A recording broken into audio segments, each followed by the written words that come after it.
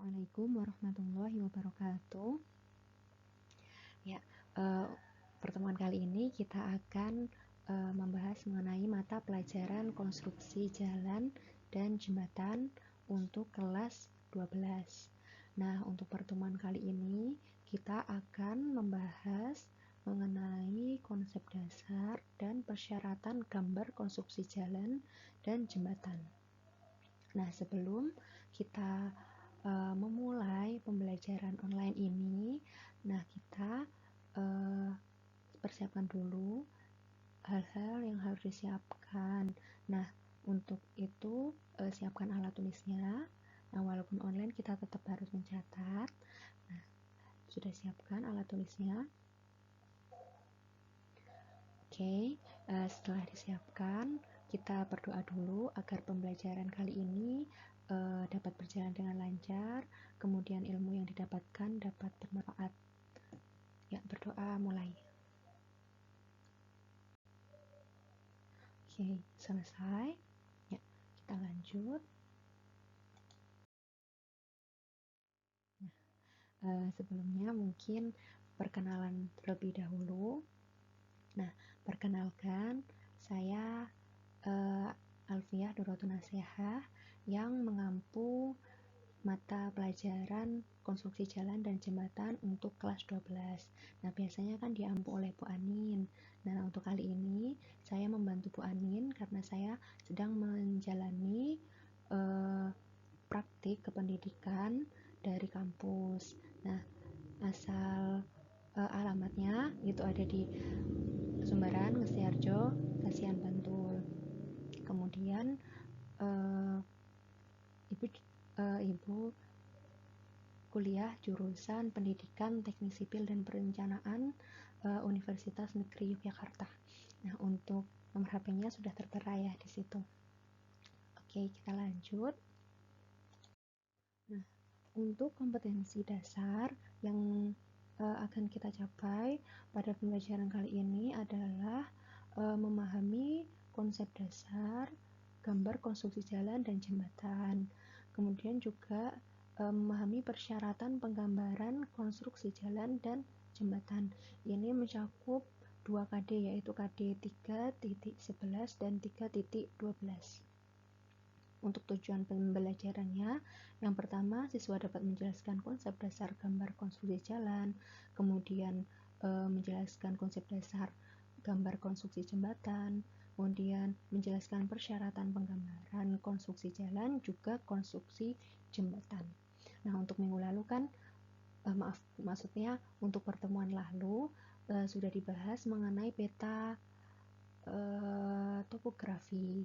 Nah, untuk kali ini kita akan membahas mengenai konsep dari konstruksi jalan, juga persyaratan dari konstruksi jalan, dan konsep untuk gambar konstruksi jembatan, juga persyaratan penggambaran konstruksi jembatan. Nah, ini cakupan materi yang akan kita bahas. Yang pertama itu ada perencanaan teknis jalan, yaitu kriteria perencanaan teknis jalan. Kemudian ada perkerasan jalan. Yang ketiga ada bagian struktur jembatan. Yang keempat adalah ketentuan gambar konstruksi jembatan dan konstruksi jalan. Dan yang kelima itu ketentuan gambar konstruksi jembatan. Oke, untuk yang pertama, ini adalah kriteria perencanaan teknis jalan. Nah, untuk merencanakan geometri jalan, kita harus mengikuti kaidahnya yang berasaskan keselamatan lalu lintas. Nah, untuk elemen perencanaan geometrik jalan itu ada 3, yaitu alinemen horizontal, kemudian alinemen vertikal, dan yang terakhir adalah potongan melintang jalan. Oke, lanjut. Akan membahas satu-satu ya. Nah, ini alinemen horizontal dan alinemen vertikal. Nah, untuk alinemen horizontal itu yang biasanya kalau kita di jalan raya itu kan kalau kita mengendarai kendaraan kita bakal menemui jalan yang berbelok. mau ke kanan apa ke kiri, itu ada belokan yang tajam, ada juga belokan yang tidak tajam. Nah, itu masuk ke alignment horizontal. Nah, nih pada perencanaan alignment horizontal umumnya akan ditemui dua bagian jalan, yaitu bagian lurus dan bagian lengkung atau disebut tikungan. Ya, itu tadi ya, kalau kita di jalan pasti ada jalan yang lurus, juga ada jalan yang uh, lengkung atau disebutnya tikungan. Nah, untuk yang kedua itu ada alignment vertikal. Nah, untuk alignment vertikal ini, nah perencanaan alignment vertikal terdapat tanjakan dan turunan. Nah, tanjakan dan turunan ini yang biasanya kita temui kalau misal di jalan raya, kita menemui jalan yang menanjak, terus ada jalan yang turun kayak gitu. Ini merupakan bagian dari perencanaan alignment vertikal. Nah, untuk kelandaian yang positif itu berarti jalannya nanjak, dan untuk kelandaian yang negatif itu berarti jalannya menurun. Nah, untuk kelandaiannya yang nol itu berarti jalannya datar. Ini sudah dibahas di kelas 11 ya. Nah, kita lanjut aja. Ini penampang melintang jalan. Bisa dilihat gambar di layar ya. Nah, penampang melintang jalan ini terdiri dari jalur lalu lintas, bahu jalan, kemudian saluran samping, kemudian jalur pejalan kaki atau mungkin trotoar gitu. Nah, itu ini masuk ke dalam penggambaran penampang melintang jalan. Nah, ini yang lebih lengkap, yang bagian bawah itu ada jalur tepian, ada jalur hijau. Nah, yang di tengah-tengah itu, yang di tengah-tengah antara jalur lalu lintas yang kanan dan kiri itu ada median. Nanti kita akan membahas. Tapi tidak semua dibahas, kita akan membahas bahu jalan, jalur, kemudian median. Oke, seperti itu.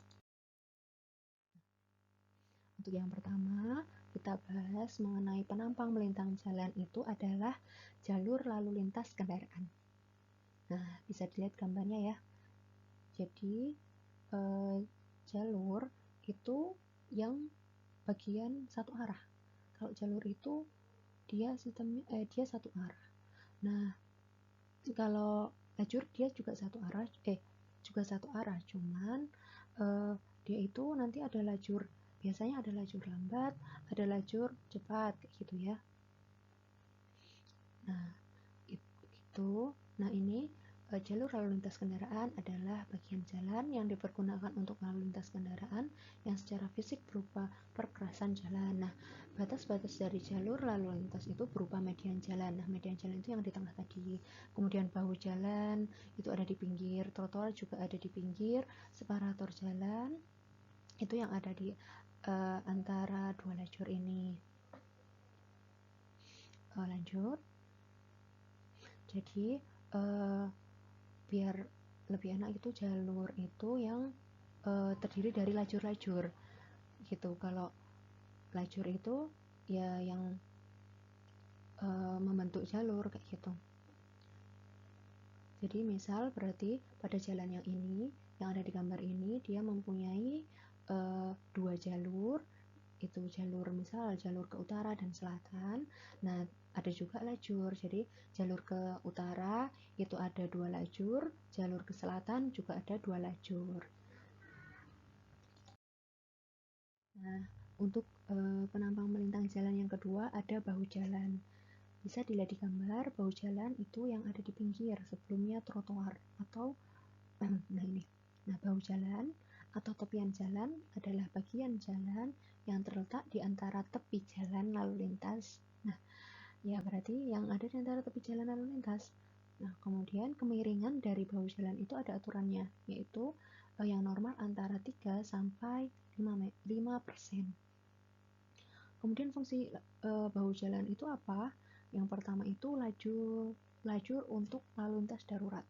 Nah, lalu lintas darurat itu bisa berhenti untuk sementara atau tempat parkir darurat seperti itu. Kemudian yang kedua adalah ruang bebas samping bagi lalu lintas. Dan yang ketiga adalah penyanggas, sampai untuk kestabilan perkerasan jalur lalu lintas. Oke. Penampang melintang jalan yang ketiga adalah median. Nah, median ini yang ada di tengah-tengah jalan ini, seperti yang ada di gambar itu ya, yang ada di tengah-tengah ini. Nah, fungsi dari median jalan adalah untuk memisahkan dua aliran lalu lintas yang berlawanan arah. Jadi, median ini memisahkan yang berlawanan arah, berarti untuk memisahkan jalur ya. Jalur, bukan lajur. Kalau lajur kan masih satu arah. Kemudian mencegah kendaraan berbelok.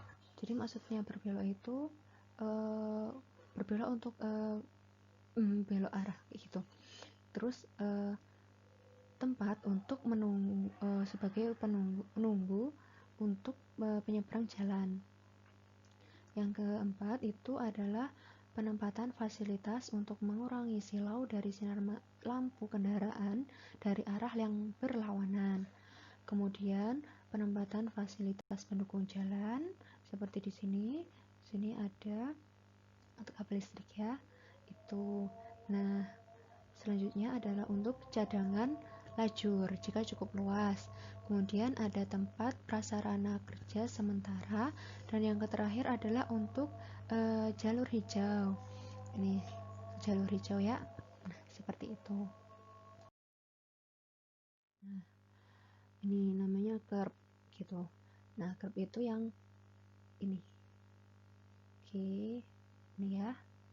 Nah, curb ini adalah penonjolan atau peninggian tepi perkerasan atau bahu jalan yang terutama dimaksudkan untuk keperluan drainase. Karena drainase ini agar antara yang bawah, yang bagian jalan, dan yang atas itu bagian median yang sebelah sini, yang atas ini. Nah, juga mencegah keluarnya kendaraan dari tepi perkerasan. Dan yang terakhir adalah memberikan ketegasan tepi perkerasan. Jadi untuk tahu di mana tepi dari jalan itu. Lanjut. Nah, ini kita masuk ke perkerasan jalan. Perkerasan jalan sendiri itu bisa dilihat ya di gambar ini ada dua, ada atas bawah. Yang atas adalah perkerasan lentur, yang bawah adalah perkerasan kaku. Nah, bagian yang diperkeras itu yang bagian tengah sini, bagian lalu lintas jalan gitu. Jadi di sini ada lapis untuk perkerasan lentur itu ada lapis permukaan, lapis fondasi di sini, kemudian lapis fondasi bawah, terus ada tanah dasar. Nah, untuk yang perkerasan kaku itu lapisannya lebih sedikit. Nah, ini ada lapis perkerasan, kemudian langsung ke lapis fondasi bawah dan ke tanah dasar. Kita akan bahas. Oke, nah ini yang pertama adalah perkerasan lentur. Nah, perkerasan lentur itu ya nih, gambarnya seperti ini ya. Nah, ini umumnya terdiri dari beberapa lapisan ya. Kita bisa lihat yang tadi di gambar di awal, untuk perkerasan lentur itu lapisannya banyak. Itu beda dengan perkerasan yang kaku. Nah, perkerasan lentur ini menggunakan aspal sebagai bahan pengikat. Jadi yang biasanya di jalan-jalan itu pakainya aspal, maksudnya jalan aspal itu berarti masuk ke perkerasan lentur. Nah, untuk perkerasan lentur ini, bebannya diteruskan ke tanah dasar secara berjenjang dan berlapis. Karena tadi bisa dilihat kan, tadi itu perkerasan lentur ada lapisan-lapisannya. Seperti itu. Nah, beban yang diterima oleh tanah dasar atau yang paling bawah tadi, itu harus lebih kecil dari daya dukung tanahnya. Setiap lapisan harus mampu menerima seluruh jenis gaya yang bekerja. Lapis fondasi atas menerima gaya vertikal dan getaran, kemudian lapis tanah dasar hanya menerima beban vertikal saja. Seperti itu. Nah, kita lanjut ke perkerasan kaku. Nah, perkerasan kaku ini gambarnya berbeda ya dengan yang tadi. Yang tadi kan dengan aspal, tapi kalau perkerasan kaku ini beda. Nah, ini untuk perkerasan kaku biasanya hanya terdiri dari satu lapis, tidak seperti perkerasan lentur tadi. Kalau perkerasan lentur tadi kan ada berlapis-lapis ya, ada berlapis-lapis. Nah, kalau perkerasan kaku ini cuma ada satu lapis aja. Nah, biasanya menggunakan Portland semen, jadi biasanya menggunakan beton kayak gitu untuk bahan pengikatnya ya, maksudnya semen untuk pengikatnya. Jadi perkerasan kaku ini terbuat dari beton. Kalau tadi kan aspal, kalau ini beton. Nah, kalau perkerasan kaku ini memiliki memiliki kuat tekan dan kekakuan yang besar, sehingga beban lalu lintas ditahan langsung oleh struktur perkerasan itu sendiri. Jadi langsung ditahan oleh si beton, yaitu lapis perkerasannya. Nah, untuk perencanaan perkerasan itu lebih ditentukan untuk kendaraan-kendaraan, untuk beban kendaraan maaf, untuk perencanaan perkerasan lebih ditentukan oleh beban kendaraan daripada kondisi tanah. Jadi kalau lapis yang tadi, lapis perkerasan lentur, itu kita memperhatikan kondisi tanahnya. Nah, kalau yang perkerasan kaku itu memperhatikan kondisi beban kendaraannya. Oke. Yang ini adalah bagian-bagian dari perkerasan. Ini bagian utamanya aja. Jadi secara garis besar itu bagian dari perkerasan itu ada tanah dasar, ada lapis pondasi, kemudian ada lapis permukaan. Nah, tanah dasar ini adalah tanah yang paling bawah tadi, yang bisa didapatkan dari pemadatan timbunan atau galian gitu. Nah, syaratnya untuk tanah dasar itu harus padat, kemudian harus kedap air juga, harus stabil, tidak retak saat musim panas, dan tidak licin saat musim hujan. Nah, yang mempunyai sifat tidak retak pada saat musim panas dan tidak licin ada pada musim hujan itu yang bukan tanah lempung ya, yang bukan tanah lempung. Nah, karena tanah lempung itu dia akan retak ketika musim panas dan akan licin ketika musim hujan. Seperti itu. Nah, untuk tanah dasar sendiri sebagai fungsinya itu sebagai daya dukung dari lapis perkerasannya, jadi daya dukung dari lapis perkerasan di atasnya. Kemudian bagian yang kedua itu ada lapis pondasi. Nah, lapisan pondasi yang membentang di atas tanah dasar itu terdiri dari batu pecah, kemudian dicampur dengan aspal binder. Jadi di sebelah sini base course. Nah, fungsinya dari lapis pondasi ini adalah sebagai pondasi dan berperan besar terhadap kekuatan struktur dan distribusi beban. Nah, untuk lapisan yang ketiga itu adalah lapisan permukaan, yaitu yang paling atas sendiri yang langsung berhubungan dengan roda. Nah, yang ini tadi ada dua tadi lapis perkerasannya. Yang pertama itu ada yang maksudnya yang lapisan pertama itu lapisan aspal untuk perkerasan lentur. Yang kedua ada lapisan beton untuk perkerasan yang kaku. Nah, kadang juga terdiri dari lapisan aus. Nah, untuk syarat dari lapisan permukaan ini, dia harus mempunyai daya tahan yang baik dan stabil, kemudian mampu menahan kuat tekan. Jadi mampu menahan kuat tekan dari kendaraan-kendaraan atau dari roda kendaraan di atasnya. Jadi seperti itu untuk pembahasan materi perkerasan. Kita lanjut ke yang jembatan. Ini bagian jembatan kita hanya membahas sedikit saja itu. Nah, jembatan ini ada bagian-bagiannya. Nah, jembatan itu sendiri apa? Ya, jembatan adalah suatu struktur konstruksi yang memungkinkan rute transportasi melalui sungai, danau, kali, jalan raya, jalan kereta api, dan lain-lain. Jadi untuk jembatan ini untuk menghubungkan dua daerah yang terhalang oleh sungai atau danau gitu. Nah, jembatan ini berfungsi untuk menghubungkan dua bagian jalan yang terputus oleh rintangan seperti lembah yang dalam, terus alur sungai ya yang sudah tadi Ibu sebutkan ya. Gitu. Nah, untuk bagian-bagian struktur jembatan sendiri itu ada dibagi menjadi dua, yaitu struktur atas dan struktur yang bawah. Bisa dilihat ya di gambar itu, struktur atas ini terdiri dari tanjakan, kemudian dari trotoar yang ada di jembatannya, kemudian ada slab yang dari jalan itu sendiri, kemudian ada girder. Nah, untuk bagian yang bawah ini ada kepala jembatan atau abutmen, kemudian ada pilar, kemudian di dalamnya itu ada lagi pondasi. Itu ya untuk bagian struktur jembatan. Nah, ini yang struktur atas jembatan itu ada trotoar, lantai kendaraan atau selap lantai kendaraan di sebelah sini itu di gambar ada ya.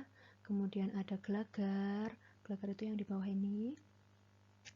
Kemudian ada balok diafragma, terus ikatan pengaku, kemudian perletakan dan tumpuan. Nah, kalau tumpuan itu ada di ujung-ujungnya jembatan.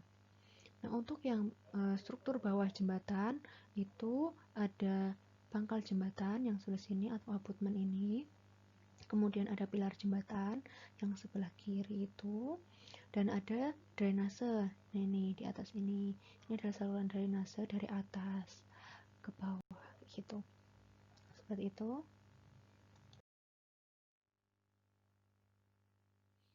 Nah, kita masuk ke ketentuan gambar konstruksi jalan. Nah, untuk gambar konstruksi jalan itu yang dijelaskan di sini adalah yang penampang melintang. Untuk gambar konstruksi jalan penampang melintang nanti dimaksudkan untuk petunjuk teknis bagi pelaksana proyek jalan, termasuk bangunan pelengkap-pelengkapnya, jadi bangunan pelengkap untuk jalan dan untuk lalu lintasnya. Nah, dalam pembuatan gambar terlaksana jalan yang merupakan bagian dari dokumen jalan.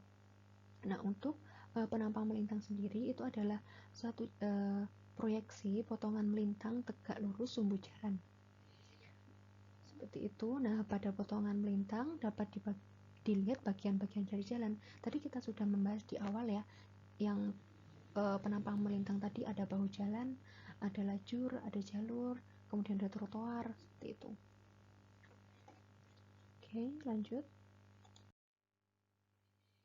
Nah, untuk persyaratan gambar penampang melintang jalan itu, nah, yang pertama kita harus tahu data apa saja untuk gambar yang akan kita gambar. Nah, untuk data yang dicantumkan dalam gambar penampang melintang jalan itu yang pertama ada bentuk penampang melintang dan besarnya persentase kemiringan melintang sampai pada batas ruang milik jalan. Yang kedua itu ada lokasi penampang melintangnya. Kemudian yang ketiga itu ada sumbu jalannya. Yang keempat ada bagian-bagian jalan dan ukurannya. Yang kelima ada bangunan pelengkapnya. Terus ada pengaman jalannya. Kemudian ada utilitas dari bangunan itu, maksudnya dari jalan tersebut. Dan ada batas ruang milik jalan. Jadi seperti ini. Oke, kita masuk ke persyaratan gambar penampang melintang jalan yang kedua. Yang kedua ini adalah persyaratan mengenai skala. Nah, untuk persyaratan mengenai skala itu gambar penampang melintang dibuat dalam dua skala. Yang pertama skala 1:100 itu untuk skala mendatar, dan 1:50 itu untuk skala vertikalnya. Nah, untuk persyaratan yang ketiga itu ada jarak penggambaran. Nah, jadi jarak penggambaran itu diklasifikasikan setiap berapa jarak gitu, tergantung pada jalan tersebut itu ada tikungan atau tidak, atau ada turunan atau naikan atau tidak, seperti itu. Nah, yang pertama itu jarak 25 meter itu dibuat penampang melintang jika ada pada tikungan spiral, circle spiral, dan spiral-spiral. Nah, kemudian pada jarak 50 meter itu pada tikungan tangan spiral dan juga pada jalan lurus dan naik turun dengan persentasenya 4%. Kemudian setiap jarak 100 meter itu pada jalan lurus dan datar. Jadi kalau jalannya tanpa ada tikungan, nggak ada naik turun, itu dia di gambarnya penampang melintangnya itu dibuat setiap jaraknya 100 meter. Oke, nah untuk gambar penampang melintang itu digambarkan penampang jalan lama dan penampang jalan yang baru dikerjakan proyek untuk pembangunan jalan baru agar digambarkan muka tanah yang asli. Oke, lanjut. Nah, ini adalah penampang melintang tanpa median. Jadi ini bentuk dari penampang melintang, hampir sama dengan yang tadi. Cuma di sini ada keterangan ruang milik jalan itu dari ujung sampai ujung. Jadi ujung terluar setelah daerah kalian dan daerah timbunan itu namanya ruang milik jalan. Kemudian ruang manfaat jalan itu dari saluran sampai ke saluran sebelah kanan sampai ke saluran di seberangnya. Itu. Kemudian badan jalannya itu ya dari bahu jalan, kemudian ada jalur lalu lintasnya dan sampai bahu jalan di seberangnya. Seperti itu. Nah, ini adalah penampang kalau nggak ada median di tengahnya. Jadi tidak ada median di tengah sini. Seperti itu. Kita lanjut. Nah, untuk ini yang ada mediannya di tengahnya. Nah, ini median ada di tengah antara jalur yang satu dengan jalur yang lain. Seperti itu. Untuk ruang milik jalan, ruang manfaat jalan, dan badan jalan itu sama seperti yang tampang melintang tanpa median. Oke. Nah, yang ini adalah ketentuan gambar konstruksi jembatan. Nah, gambar rencana untuk konstruksi jembatan itu harus mengikuti kaidah-kaidah. Yang pertama adalah syarat pendetailan.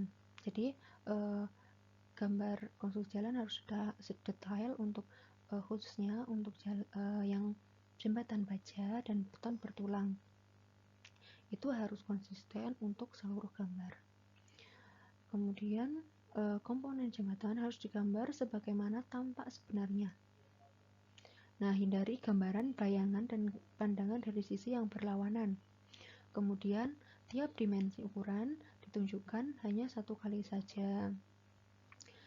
Nah, yang keempat itu tiap komponen jembatan harus digambarkan secara detail.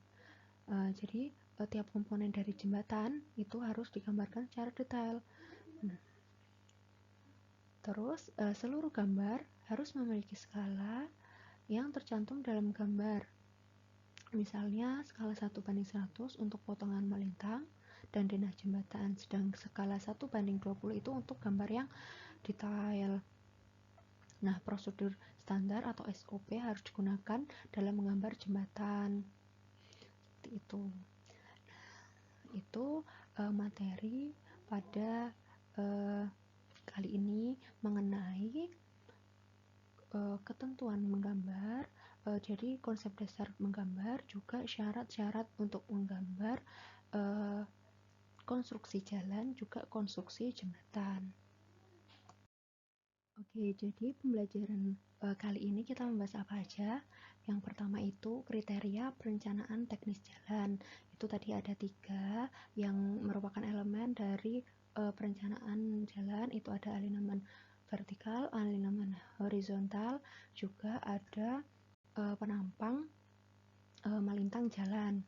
Kemudian yang kedua itu kita membahas mengenai perkerasan jalan. Tadi ada perkerasan kaku, perkerasan lentur, juga ada bagian utama dari lapisan perkerasan jalan. Nah, yang ketiga itu adalah bagian struktur dari jembatan. Nah, bagian struktur dari jembatan ini dibagi menjadi dua, yaitu struktur atas dan struktur bawah. Nah, untuk ketentuan untuk selanjutnya itu ada ketentuan gambar konstruksi jalan, juga ada ketentuan gambar konstruksi jembatan. Nah, mungkin materi kali ini cukup sekian. Jadi itu ya yang kita pelajari. Nah, tetap semangat anak-anak semua, kita jaga kesehatan. Kemudian sebelum diakhiri kita berdoa dulu. Yuk berdoa, mulai. Oke, dari Ibu cukup sekian. Banyak salah kata, Ibu mohon maaf. Wassalamualaikum warahmatullahi wabarakatuh.